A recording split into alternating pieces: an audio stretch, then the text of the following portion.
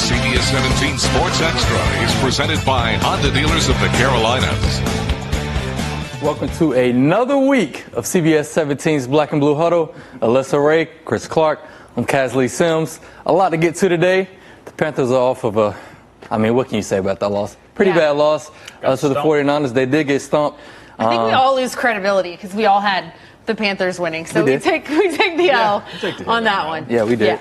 Some news came in earlier today. Cam Newton will be going to see a foot specialist about this injury that's been bugging him for a while. What do you think about that? This is not good news for the team, obviously. And after Kyle Allen's performance on Sunday, people are now questioning what's going to happen with this team. Obviously, whenever you send someone out to see a specialist, that's not good. They were hoping that he'd be farther along in his recovery. He has been rehabbing. Coach Rivera, you think he's tired of answering this question in the press conference? Oh, he's going to be so happy when he gets up there and they start asking him questions in that little roundabout thing. And you're right, with that injury to him. Kyle Allen, the starter, you got Will Greer backing him up. No more questions about who's starting. No choice no choice. So in Kyle we trust, and hopefully get it done. And that's not a bad thing because he's not going to be doing this looking for number one over his shoulder anymore, but still, a Liz Frank injury, that's something that, that could take maybe, a couple of months. I mean, I'm saying he's not taking another snap this year. Yeah, I was going to ask. Do you think he sits the rest of the season? He's done. There's no reason for him to come back this year, especially to push it, to hurt himself again. Fully 100% healthy is what everybody always wanted with Cam. Here's the problem, and this is the one that I was kind of looking at for a while. $20 million cap hit next year for a guy that hasn't played in almost. I mean, it's going to be a year. He came out halfway through last season. $20 million on a maybe, or a $2 million cap hit if you cut him. So how much do you like Cam Newton? And that's taking a big risk, too. I mean, this is the 2015 MVP. We've seen what he can do. He's a monster when he's healthy. They talk about his age, but how old's Russell Wilson? He's having a great year. You're comparing apples to oranges, I understand. I don't think 30 years old anyway for quarterbacks. Thank you. Or in general. But, a lot of people are worried about him and his age, and it would be a risk. But at the same time, it's like, how much do you believe in his recovery? And I think that'll also determine what does the specialist say? How quick can he be back? And then I think they want to see him 100%. And the time frame with this, I'm glad I'm not in the Panthers front office, because the time frame for them to make a decision, as you mentioned, $20 million on the salary cap, that's a big hit. That's a lot to take on, an if, ands, or a maybe. And also, when you're talking about him as far as the age thing, no, 30 at a quarterback, not. But you mentioned Aaron Rodgers. He sat for 3 or 4 years behind Brett Favre, never took a hit. And you're talking about a guy in Cam Newton that took twice as many hits as a quarterback did with that read option. So you can't really compare him to a normal quarterback taking hits. You have to almost compare him to a running back taking hits. And what's the age that running backs start to break down? 30. There you go. So that's the reason everybody's looking at that magic 3-0 is, I don't know, buddy. I'm just kind of wondering about you. I hope he comes back. I mean, I think him healthy, the biggest problem to cover in the game. But like you said, we'll have to see what the doctor says and see exactly how long this recovery will take. So the Panthers match up with the Titans this week.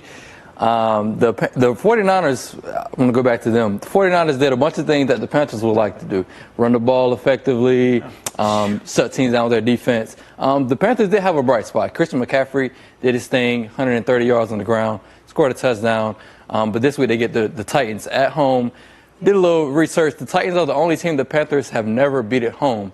So could be a bit of history this week. What do you think about going into this game for the Panthers? I think that if they dot all their I's and cross all their T's, they should be able to beat them. I said in the preview yesterday, Ryan Tannehill strikes fear in the hearts of nobody. I mean, you're talking about a service with, sorry, Ryan, I'll say it to you. I mean, fans out there, But I am. He's not going to the game Sunday. No, she is. So. I'll be fielding questions. No, but I mean, you say Brady, everybody goes, oh, You say Rodgers, everybody goes, oh my goodness. You say Tannehill, I thought he was still playing for the Dolphins. And no, I started the last 2 weeks. Now I say that knowing full well he's only thrown one pick, and he's got 5 touchdown passes. So serviceable, game manager. You know, you're not looking at Ryan going, go out there and win one for us, buddy. No, he's going to be turning around, handing the ball off, and he's going to let his defense get short fields. And if you do that and you play a complete game, then he's a starting quarterback in the NFL. So if you don't take care of what you need to take care of, he will definitely beat you. But that being said, Panthers are coming back, and I do believe they're going to come back as the team that's ready to, prove themselves that they aren't what happened out in San Francisco.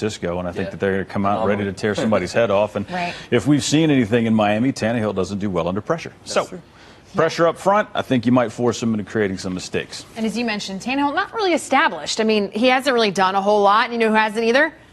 Kyle Allen. And we saw some colors that I think some fans have been, oblivious to. He went from 0 interceptions to 3 in one game. And we're not just talking about any team here. I think the 49ers proved they are one of the best teams in the league right now. I mean, they really are. That's still up in Boston, best team, if you really want to get, that. But right there, like, 1, maybe 1A, right now, I'll give you that. Certainly proved themselves. And what I think is funny about these, I talked to our NFL insider, Mark Thomas, this morning, and he said, the Panthers are looking at their AFC equivalent almost. And when you think of it like that, and what I think specifically is in the backfield. Yes. You have Derrick Henry on one side, you have Christian McCaffrey on one side. And we heard from the Titans locker room about just how dangerous Christian McCaffrey can be. He's an 11-man job. Pretty much every reporter in here has asked me the same question about Christian McCaffrey, so obviously he's having a hell of a season. Over 1,000 yards in 7 games. He's going to do that probably the rest of his career. He's already been the best player in his position. If you watch the tape, run, pass, protect, he do everything. Man, he's an elite player. He's a great player. I mean, it's going to take the whole defense, all 11 on the field. We got to rally to him. One of the best players I saw in a long time. Just playing running back. He could do it all. So, that's one of our keys on defense. We got to stop him, and I feel like we preparing the right way, and we're going to be able to stop him. So. The Titans have the 4th-ranked scoring defense, so the Panthers are also going to have to take advantage of red zone opportunities. They can't afford to not score when they should. Yes, and the Titans, just like the Panthers, have a pretty good run game, and the Panthers have struggled stopping the run. I think the Titans will hand the ball off to Derrick Henry a ton, try to get Tannehill going, throwing those short passes, throwing it to A.J. Brown, those guys that got out there going. So who do you think wins in this game? I think the problem is the run game for the Titans looks kind of similar to the guy that torched them last week in San Francisco is the problem. Misdirection, and you got a guy that can break one for 99 yards. Yes. And I don't mean just get separation. I mean keep on separating after you get out of the through into the second tier. I think they got a severe problem stopping that run game. And if they don't, it's going to be a quick game because they're going to keep handing the ball off and going to the well till it's dry. The problem is that's a big back. I don't know if that well's got a bottom to it just yet. Yeah. So they need to establish that early. Get on top. You don't want a Titans team hanging around. You don't want one of those nasty leave it up to one final play kind of things. Mm-hmm. Get it over with early and have everybody down on the field looking up at the clock with 2 minutes to go, up by 17 is the kind of thing that obviously the coaching staff and everybody would want. But I don't think it comes down to that. I think we're sitting there doing this on one side of the football or the other, either looking for a stop or looking for a play from Kyle Allen and the Panthers offense to try and win this thing. And I don't know. I mean, the Titans have been sacked the most in the league. So if the game comes down to Ryan Tannehill having to put the ball through the air, I mean, I'm giving the Panthers a good chance. And along those lines, I mean, the Panthers defense is a veteran defense, and we've been singing their praises all season, as have other people, and they were humiliated out in San Francisco. I mean, that was an embarrassing loss for them as well. You can't blame it on the Panthers offense. I mean, their defense gave up, 51 points here. And you know that they don't sleep well knowing that they gave up 51 points. And they will come out this weekend, and I think the defense will show what they are made of, and I think they are going to put a lot of pressure on Tannehill. I agree. So, you guys, we talked about this last week. We'll talk about it again this week. How are your fantasy football teams doing? Terrible. It's awful.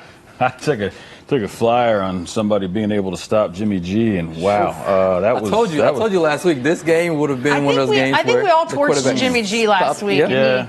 He really showed us. Yeah. He showed up last night as well, but my fantasy team is still tanking for Tua. Still tanking. Yeah, I think the Dolphins will get a win before my fantasy team does. Yeah, okay. I don't know if I'm invited back to the league next year, because maybe to just take my money. Okay. I have 2 wins. Well, we're bad. I'm doing iffy as well, but every week I'm giving you guys 3 guys you might want to start, 3 guys you might want to sit on your bench. It's your weekly start 'em, sit 'em. Here we go. First up, Minnesota Vikings quarterback Kirk Cousins. Kirk Cousins is in the midst of probably the best stretch of his career, minus his last game against the Redskins. The Redskins game wasn't bad, he just didn't throw any touchdowns, which hindered his fantasy output. Cousins has thrown for 275-plus yards over his last 4 games and could increase that streak to 5 when the Vikings meet the Chiefs for an NFC-AFC showdown. It's no secret that the strength of the Chiefs are on the offensive side of the ball, which means Cousins should be able to put up solid numbers in this one. Also, you would think teams buckle down more when they're at home, but not the Chiefs' defense. Their defense has allowed an average of 20 fantasy points to quarterbacks when they are in Arrowhead Stadium. Fortunately for Cousins, that's where they'll be this weekend. Next up, Philadelphia Eagles running back Jordan Howard. Ooh, I love revenge games. Ooh, I love revenge games. And boy, do we have one in this game. Jordan Howard's Eagles will face off against his former team, the Chicago Bears, as the two battle for position in the NFC. If there's one thing I learned about fantasy sports, is that narratives always win. And for Howard, I'm sure he's had this game circled on his calendar. The Bears possess a strong defense, but has struggled against the run this year, even allowing 29 fantasy points to Oakland's Josh Jacobs in Week 5. Quarterback Carson Wentz will need Howard to show up to open up the passing game against that ball-hawking Bears secondary. Complimentary football, baby. You gotta love it, and the Eagles gotta have it. Howard is coming off of a game in which he carried the ball 23 times and scored twice, once on the ground and another through the air. I'm not saying Howard would score twice in this one, but his success will be key to the Eagles getting a win.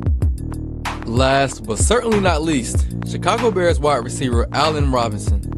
Wow, 2 players in one game. Imagine that. The Eagles secondary has been picked on all season, and I'm not sure that it will end this Sunday. Allen Robinson is capable of doing big numbers, but has been strapped by shoddy quarterback play. Quarterback Mitch Trubisky has battled injuries and hasn't been the same quarterback we've seen help lead the Bears to the playoffs last season. And if there's a game to get back on track, this is the one. The Eagles didn't make any trade deadline moves to improve their secondary, so what you've been seeing from that defense is what you'll get. Robinson will line up as the Bears' go-to target for sure, and they'll likely need him to show out if they want to win. Don't expect anything from the Bears' ground game. The Eagles' defense has allowed 10 touchdowns to receivers lined out wide, and that's where Robinson runs 61% of his routes. If he's been on your bench all season, or if you've been avoiding him in daily fantasy sports, this week is the week you might want to rethink that. Fire him up.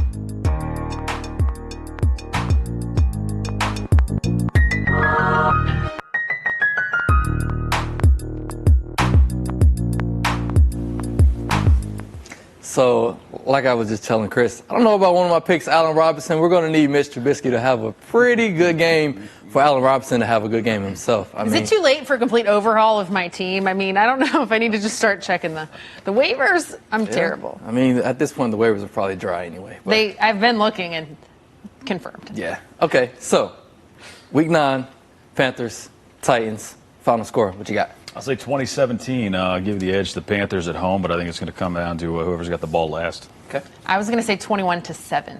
21-7. 21-7 Panthers. Okay. I think at home, after that loss, I think they're going to come back hot. And I think Christian McCaffrey is going to get back to his game. Okay. I'm going to say around the range, I'm going to say an odd score. Something like a 16-10 score for even though that's not an odd number, but it's kind of an odd score. A lot of field goals there. Yeah. Somebody's working out. Yeah. You got a safety in there? Yeah. I'm going to go 16-10. It's going to be one of those crazy games where things go wrong. It might be a little sloppy. Keep it interesting. Yeah, but I think the Panthers will pull it out. They will do enough on the defensive side to get that win. Like I said, Titans' offensive line is terrible. So we'll see what happens. Get to that quarterback. Yeah. For another week of Black and Blue Huddle, I'm Casley Sims, Alyssa Ray, Chris Clark.